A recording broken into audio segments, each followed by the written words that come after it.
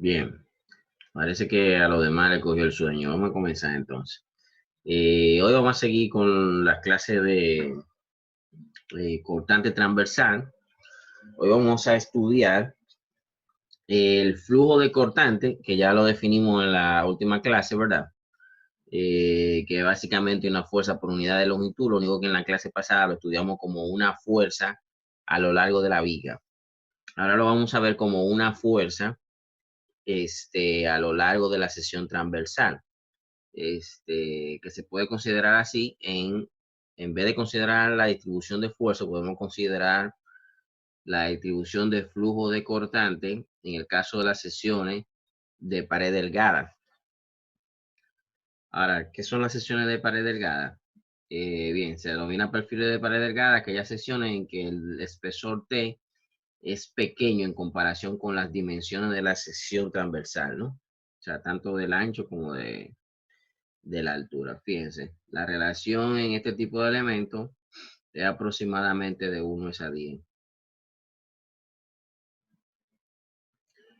Es por esta razón que la geometría del perfil queda definida por su espesor y la línea media de cada una de sus paredes, ¿no? O sea, estamos hablando de secciones como este tipo, ¿no?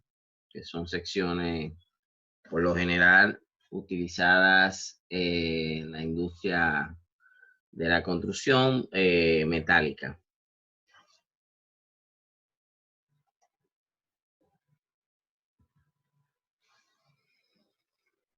Bien, entonces este tipo de sesiones garantiza alta rigidez y resistencia y tiene al mismo tiempo un peso relativamente pequeño. O sea, lo que se busca con este tipo de secciones básicamente es optimizar el uso del material, ¿no? Que es parte de lo que se busca en la ingeniería civil, ¿no? Eh, Seguridad y economía, ¿no? Tenemos que combinar esos dos factores. Eh, Como decía ahorita, espesor es muy pequeño, ¿verdad? Con relación al ancho y a la altura. Y son secciones formadas por rectángulos, o sea, por secciones rectangulares, básicamente, ¿no? Y tienen forma de I, de H, de C, pueden ser también tubos rectangulares o tubos circulares. Aquí se presentan algunos de ese tipo de secciones, ¿no? Porque, como les decía ahorita, por lo general son secciones metálicas, ¿no? Las sesiones de concreto por lo general son más masivas, no se pueden tratar como sesiones de pared delgada. Hay que hacer un análisis de esfuerzo como hicimos con la sesión rectangular. En el caso de estos perfiles metálicos donde se optimiza el material y los espesores son pequeños, pues entonces aplica este análisis. Entonces podemos aplicar la ecuación de flujo de cortante vista en la sesión anterior, como dijimos, ¿verdad? Aunque para el análisis anterior la utilizamos para revisar las uniones de las partes, ¿verdad? Como una fuerza por unidad de longitud a lo largo de la viga. Como ya sabemos que la fuerza horizontal, ¿verdad? Es igual a la fuerza transversal, porque es el mismo cortante. Entonces podemos aplicar la misma ecuación para determinar cómo es la distribución de flujo cortante en la sección transversal, como vamos a ver ahora. Por ejemplo, tenemos aquí una sección tipo I, la sometida a flexión, donde tenemos cortante. Entonces, aquí se ve, si tomamos un segmento de la viga, ¿verdad? O sea, en este caso estamos tomando este segmento que está aquí. Si aislamos ese segmento, que es lo que aparece acá, que es lo que aparece acá, entonces fíjense que voy a tener el volumen de esfuerzo aquí, esfuerzo normal, ¿verdad? Entonces aparece aquí, si yo integro este esfuerzo normal, voy a tener una fuerza aquí. Si integro este esfuerzo normal, voy a tener la misma fuerza más un diferencial de fuerza debido a el diferencial de momento, la que ya eso lo habíamos estudiado. Por lo tanto, por equilibrio aparece una fuerza aquí, que también ya lo habíamos visto, ¿verdad? Esa fuerza por unidad de longitud sería el cortante, pero como es cortante, ¿verdad? Se supone que aparece una fuerza aquí, pero también aparece una fuerza en la otra dirección. Fíjense que entonces, esta fuerza que está acá sería entonces en la sección transversal, ¿no?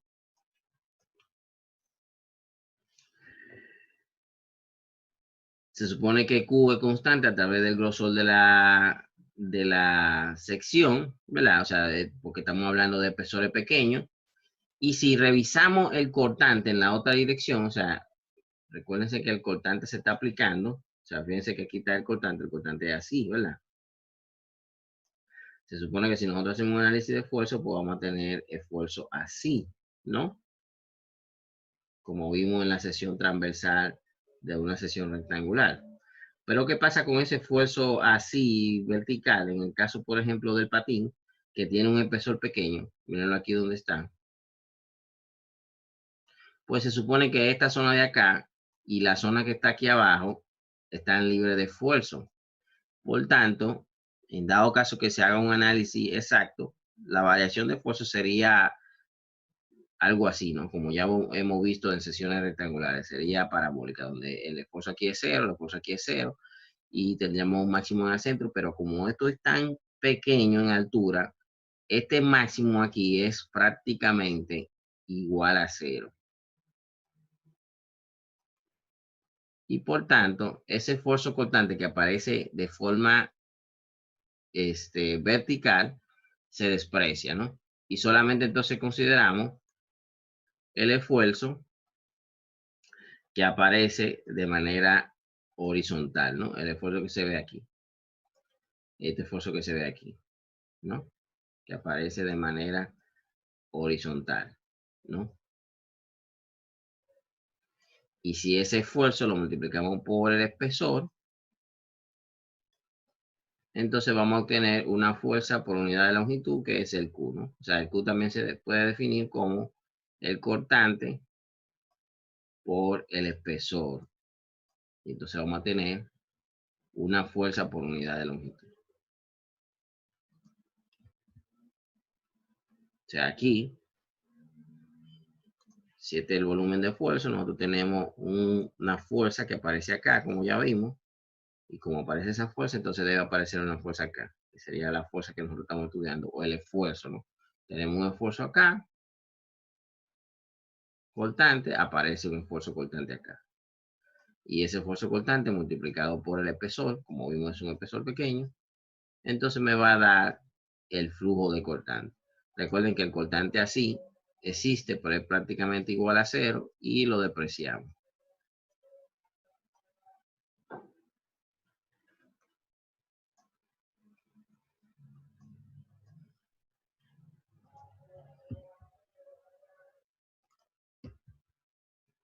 Bien, entonces vamos a ver cómo es el flujo de cortante. Vamos a hacer el análisis del flujo de cortante en una sesión tipo I.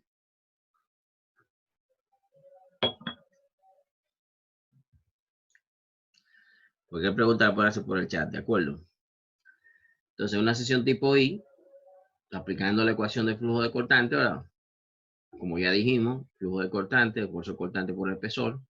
Fíjense que es la ecuación que tenemos acá. O sea, nosotros habíamos dicho que la ecuación de cortante ¿verdad? Era igual a BQ y T. Entonces, fíjense que, la ecuación de esfuerzo. Si yo tengo BQ entre I y T y multiplico por T, entonces me va a quedar BQI, que es la ecuación que ya habíamos visto para el flujo de cortante. ¿De acuerdo?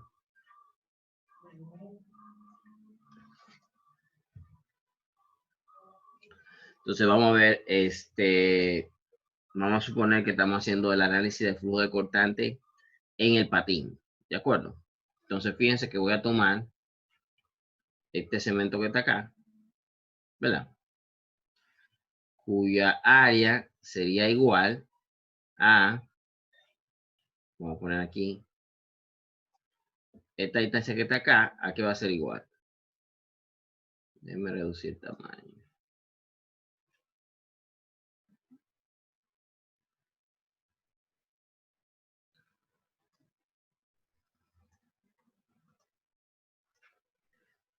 Esta distancia que está acá, ¿verdad? ¿A qué va a ser igual? A B sobre 2 menos X, ¿no? Si eso es así, Entonces, fíjense, el área va a ser igual a B sobre 2 menos X por la altura, que sería el espesor, y la distancia al centroide de esa área sería igual a D sobre 2, ¿no? Aquí está. O sea, esta sería la distancia al eje.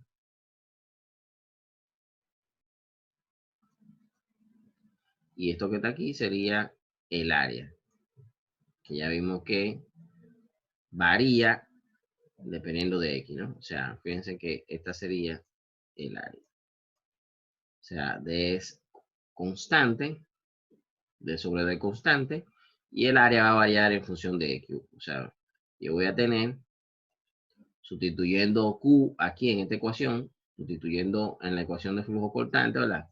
El valor de Q, que es el único variable. Fíjense que I es constante en la sesión y B es el cortante en la sesión, son constantes, o sea que la única variación que voy a tener a medida que voy haciendo análisis de cada uno de los segmentos de el ARA va a ser Q.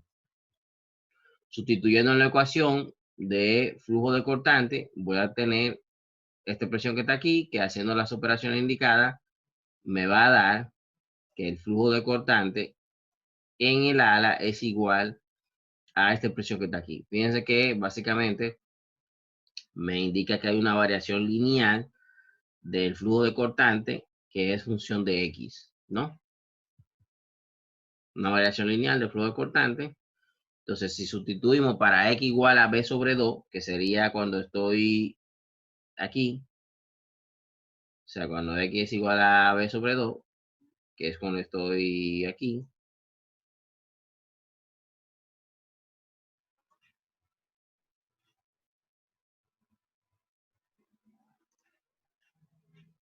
cuando estoy aquí en el extremo, ¿sí?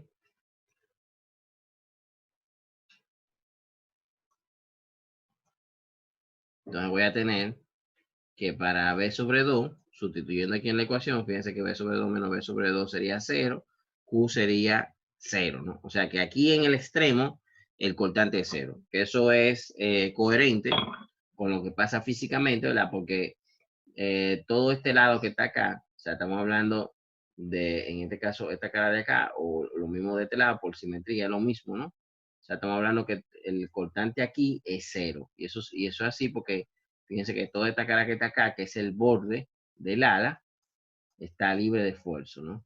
Y por tanto, el cortante es 0, ¿no? O sea que aquí el cortante es 0. Si evalúo para x igual a 0, ¿sí?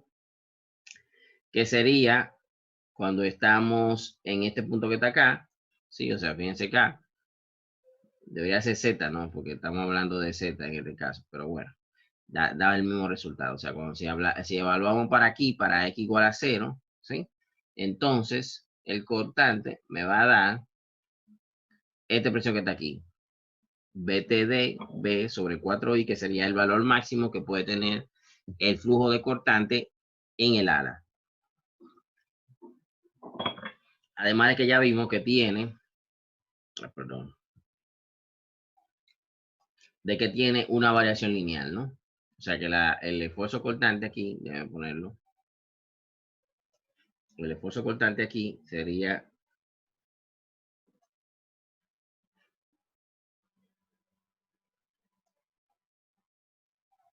algo así.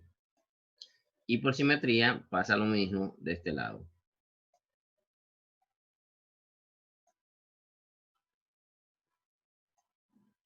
O sea que tengo 0 acá y vale aquí el Q máximo, ¿no? Que sería este valor que aparece acá. Del otro lado igual tengo 0 acá y el Q máximo en el centro. ¿De acuerdo? Esa misma historia se repite en los patines inferiores. Lo único que el esfuerzo cortante, fíjense que la fuerza, el flujo de cortante es así, ¿no?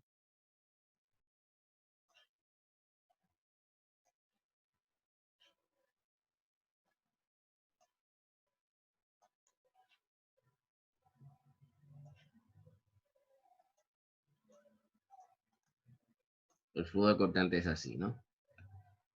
Sí vemos el equilibrio de la sección, ¿no? O sea, cuando hacemos la fuerza cortante, o sea, si tomamos este tramo que está acá,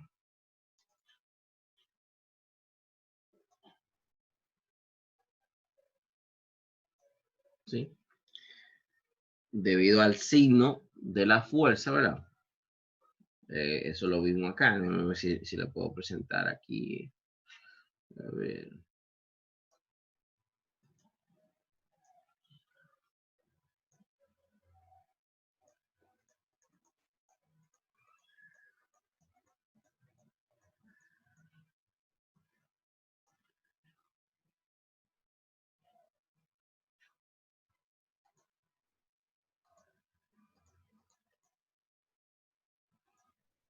Bueno, aquí se ve. O sea, fíjense que aquí tengo la fuerza normal, ¿verdad? Tengo la otra fuerza normal. Para que haya equilibrio, la fuerza tiene que ser así, ¿verdad? Tiene que ser en esta dirección. O sea, esta fuerza aparece aquí así, tiene que ser en esta dirección. Y como esta fuerza aparece así, entonces voy a tener en esta dirección una fuerza así, ¿no? Si lo vemos en planta, lo que queremos decir es, o sea, yo estoy diciendo que por equilibrio, ¿verdad? Yo tengo la fuerza F acá. De este lado tengo la fuerza F más de F. Y entonces por equilibrio aparece una fuerza acá cortante, ¿verdad? Esa fuerza cortante, para que esté en equilibrio, entonces debe aparecer una fuerza cortante acá. ¿De acuerdo? O sea, nosotros tenemos que, esta sería la fuerza F. Esta sería la fuerza F más de F. Este sería el cortante, el flujo de cortante, ¿verdad? Que ya lo vimos en la sesión pasada, y por tanto, si aparece una fuerza cortante acá, debe aparecer una fuerza cortante acá. Eso es lo que nosotros estamos diciendo. ¿De acuerdo? Bien. Entonces, fíjense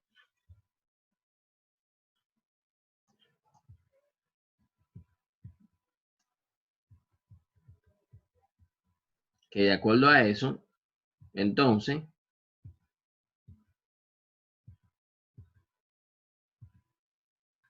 el flujo de cortante, como decía, aquí sería así.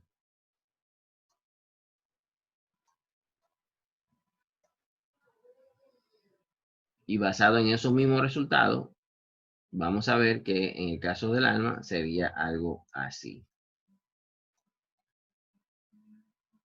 Fíjense que como si circulara, por eso se le llama flujo, ¿no? Y en el caso del patín inferior, por simetría, voy a obtener este mismo valor del flujo de cortante, este mismo valor. Lo único que la dirección del flujo sería contraria. Porque en este caso, si hacemos un análisis igual, tomando por ejemplo este segmento que está acá, ¿verdad? Este sería en planta, lo estoy viendo en planta, tomando ese segmento que está acá, voy a tener igual, voy a tener la fuerza normal, lo único que en este caso, arriba tengo compresión, abajo tengo tensión, si tomamos el signo del momento positivo, o sea que yo voy a tener aquí una fuerza de tensión F, aquí voy a tener una fuerza de tensión F más de F, ¿verdad? O sea, esta sería la fuerza de tensión F, aquí voy a tener F más de F, y por tanto, para poder equilibrar la fuerza de F, va a aparecer entonces un esfuerzo cortante en esta dirección. Entonces, si aparece un esfuerzo cortante en esta dirección, de este lado el esfuerzo va a ser en esta dirección. ¿De acuerdo? ¿Sí lo ven? Entonces, en la parte inferior, el cortante va así. ¿De acuerdo? Va así.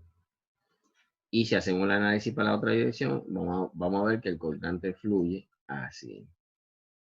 Entonces, fíjense cómo es, cómo la fuerza va como fluyendo dentro de la sección. Además de que, por ejemplo, aquí tenemos que el esfuerzo cortante máximo es este valor que está acá. Y vamos a ver ahora que el esfuerzo cortante en ese punto para el alma sería igual a la suma de estos dos flujos de cortante, de estas dos fuerzas. ¿De acuerdo? Entonces, bien.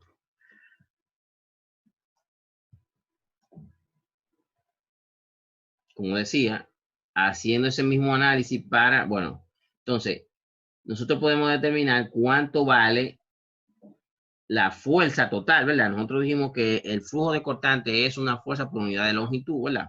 Que tiene una variación lineal.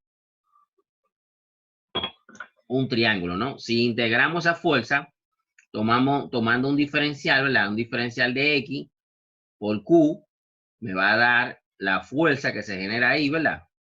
Porque dijimos que es por unidad de longitud Q, o sea que Q por la longitud me va a dar la fuerza. Si sumamos todas esas pequeñas fuerzas, voy a tener una integral. Haciendo esa integral, voy a obtener la fuerza total, que es esto que está acá. Eso también lo podemos hacer. Como ya dijimos que hay una variación lineal, son dos triángulos, pues la fuerza que se genera ahí en el área es básicamente igual al área que encierra ese diagrama o ese triángulo, ¿no? Y aquí está calculada utilizando el área, ¿no? Fíjense que da el mismo resultado, ¿no? O sea que lo puedo hacer por integración o lo puedo hacer calculando el área debajo de la curva. Aquí se ve lo que explicamos ahorita, ¿verdad? Del flujo de cortante, cómo va. Esta sería la fuerza que obtenemos en el patín superior, igual a este valor que está acá. Y esa misma historia se repite, como dijimos, en los patines inferiores, ¿no? Lo único que cambia de la dirección del flujo, ¿de acuerdo? O sea, el flujo viene de aquí arriba, baja y entonces llega a los patines extremos. Fíjense que voy a tener un máximo aquí en el centro y voy a tener Q igual a 0 en el extremo, ¿de acuerdo?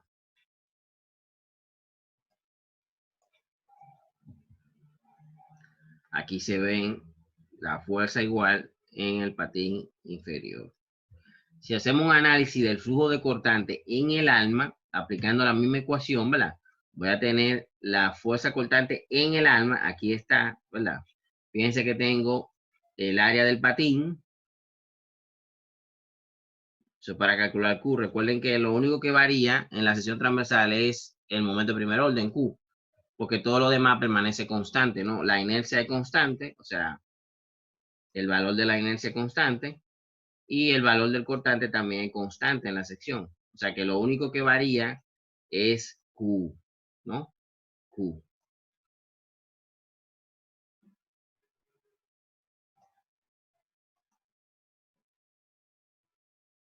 Lo único que varía es Q. Q. Va a tener que abrir otra sección. Bien, entonces decía, tenemos que esto sería el área del patín, que básicamente igual a B por T, y el momento primer orden con respecto al eje neutro, ¿verdad? Sería B por T por D sobre 2. Vamos a ver, aquí está el cálculo de Q. Esto sería, ¿verdad?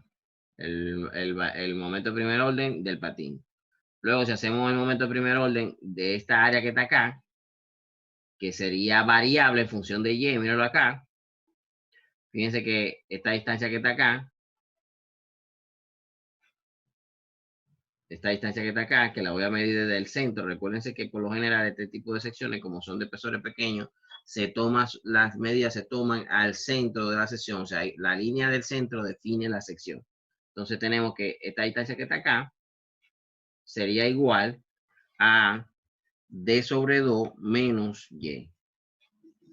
¿De acuerdo? Fíjense que esto es D sobre 2 y estoy tomando una distancia Y cualquiera desde el eje neutro. Entonces, esa distancia de ahí, esa área va a ser igual a D sobre 2 menos Y por el espesor, que es el valor que aparece aquí, ¿no? Es el área, ¿no?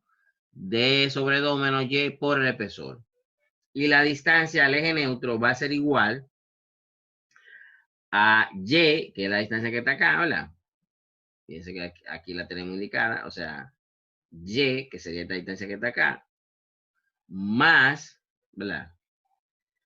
D sobre 2 menos Y entre 2, que es la expresión que tenemos acá. ¿De acuerdo? Tenemos D sobre 2 menos Y entre 2, ¿verdad? Me va a dar el centroide del área que estamos sombrando y la distancia al eje neutro le sumo esta distancia que está acá, que sería Y. Entonces, esa expresión se puede reducir. Fíjense que saco el 1 medio acá. Si saco el 1 medio completo, entonces voy a tener que esa expresión que está ahí sería igual a, vamos a poner aquí 1 medio. Esto sería 2Y, ¿verdad? Porque estoy sacando 1 medio más D sobre 2 menos Y. Entonces, fíjense que al hacer la operación que está aquí adentro, me va a dar D sobre 2 más Y, sacando 1 medio, ¿verdad? Y entonces cuando multiplico este valor que está acá por este valor que está acá, fíjense que eso que es un binomio cuadrado perfecto, ¿verdad? No positivo, bueno, un binomio, ¿no? Positivo o negativo, cuando haga la operación, ¿qué voy a tener? El cuadrado de la primera menos el cuadrado de la segunda, que es lo que tenemos acá. Aquí tengo T entre esto que está acá, sería T sobre 2, que es lo que tengo acá. Y esta expresión acá, que sería el momento de primer orden del patín, que fue lo que calculamos acá. ¿De acuerdo? O sea que ese valor que está ahí sería entonces el momento de primer orden en el alma. Fíjense que entonces en el alma la variación va a depender de y al cuadrado. O sea que la variación es parabólica, como ya habíamos visto en una sesión, por ejemplo, rectangular.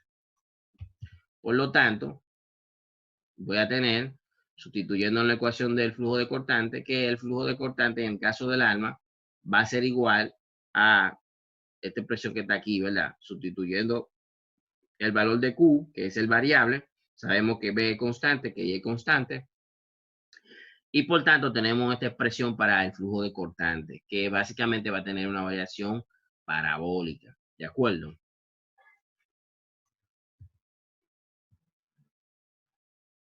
Por lo tanto, si evaluamos el flujo de cortante,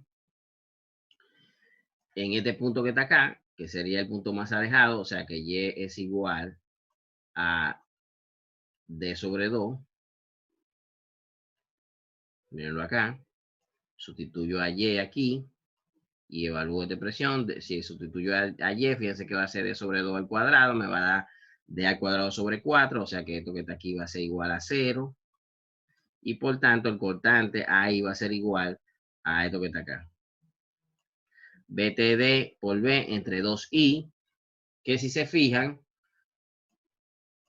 esa expresión que está ahí, ¿sí? BTDB 2I es básicamente, como dijimos ahorita, la suma de los dos esfuerzos cortantes que vienen de aquí, de la ala, ¿sí? Recuerden que, ¿cuánto fue que nos dio en el ala? En el ala nos dio que Q era igual a BT dB entre 4I. Entonces, si ustedes suman eso, o lo multiplican por 2, le va a dar esto que está aquí. ¿De acuerdo? Si evaluamos para Y igual a 0, que sería cuando estamos en el centro acá, en el centro del patín, o sea, en el eje neutro, entonces vamos a obtener el máximo valor,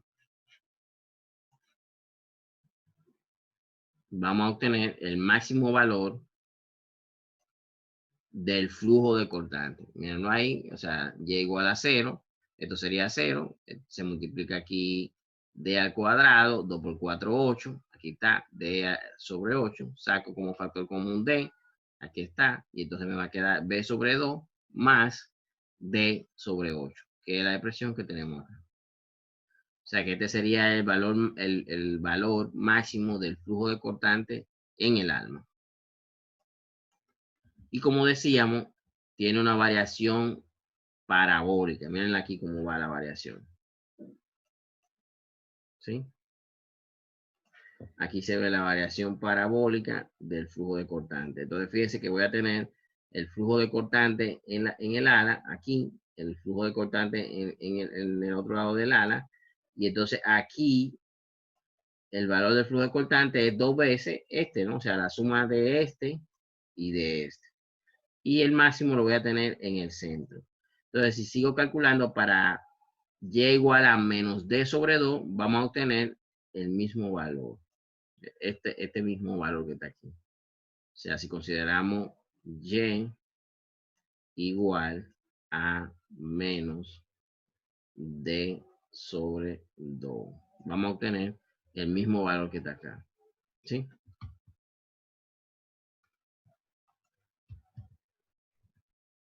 O sea que ese sería el flujo de cortante para un perfil tipo I. ¿De acuerdo? Fíjense que la fuerza arranca aquí en 0, en el patín, llega a un máximo acá, con una variación lineal, luego fluye hacia abajo, donde voy a tener un máximo en el centro de la viga, donde ocurre el cortante máximo, y luego entonces voy a tener el mismo valor que en la parte superior, lo único que en dirección opuesta. Fíjense que voy a tener una variación parabólica, eso de esperarse, ¿verdad? Porque esta zona de acá es rectangular, ¿de acuerdo? Y si estimamos cuánto vale la fuerza, cuánto vale esta fuerza que está aquí en el alma, ¿verdad? Que sería básicamente integrando el flujo de cortante que aparece aquí en el alma.